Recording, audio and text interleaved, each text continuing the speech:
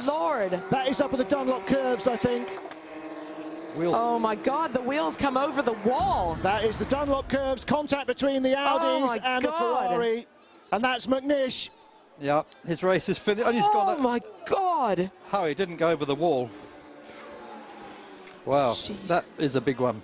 Okay, well, that is going to bring out the safety car, and all eyes will be on the recovery vehicles for Alan McNish.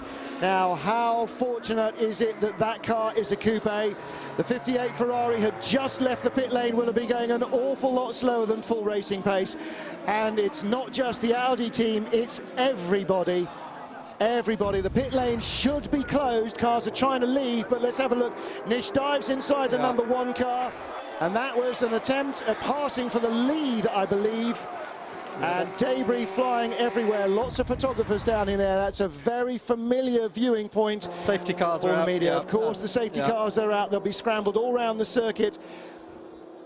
And certainly the 58 Ferrari was involved in that.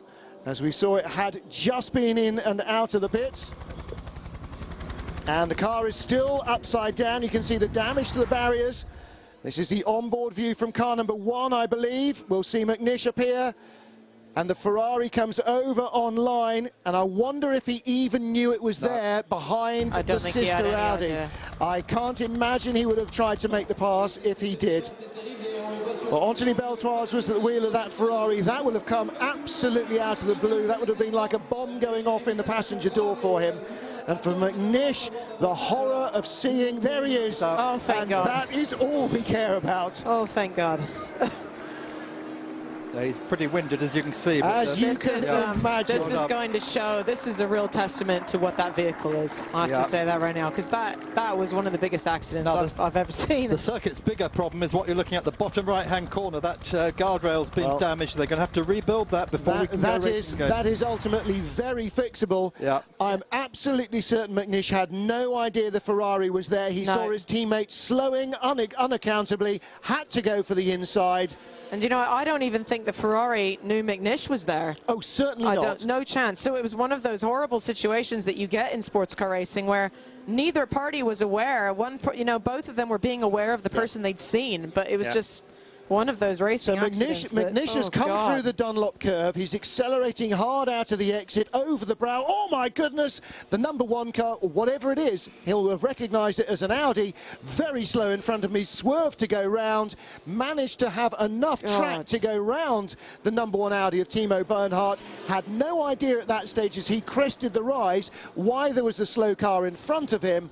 But thank God he's okay. And again, we've got this problem we saw at Sachsenring in the ADAC Masters race. When a gull-wing car is upside down, you cannot open the doors. Well, you know, the blessed relief is that Alan McNish has walked out of it. And again, part of that is due to how strongly these modern cars are built. And absolutely in that accident, I'm sure, part of it due to the fact that this year the Audi is a coupe. I would not have liked to have seen that accident with an open-top car. Well, now the safety cars are out. Pit lane will be closed for the moment until the next safety car queue has gone by.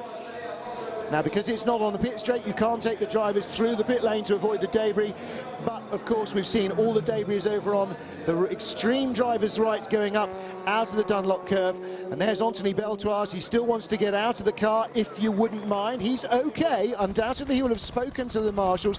And actually, look, really looks like that was only a glancing blow. Relatively undamaged, isn't it? As you said quite rightly, Anthony was just taking his line, had no idea there's an Audi passing the Audi behind him. Well, straight out of the pits, of course, where you come on the racetrack, a Ferrari there would have been doing 150 miles an hour out of the pit lane. He'll have been released from a 60km/h speed limit, so he won't have been doing anything like race pace. And Stuart, you know, everybody watching knows, as Stuart Hall joins us in the booth, Stuart, everybody watching that accident will have known, you know, immediately what was going on. But actually, we've seen Alan McNish get out. What we really want to hear is that everybody who is behind the wall, all the journalists, all the spectators are okay. We were just behind there this morning at Nissan's hospitality, which is raised about 10 or 12 feet up.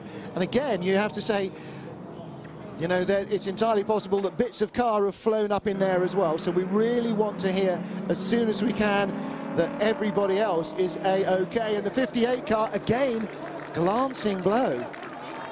And then what you're seeing now is there's a huge queue forming in the pit lane. The safety car, what happens is when the safety car goes past the pit lane, they close the exit of the pit lane. So all these guys who've been very opportunistic, seeing that there's a safety car, come into the pits.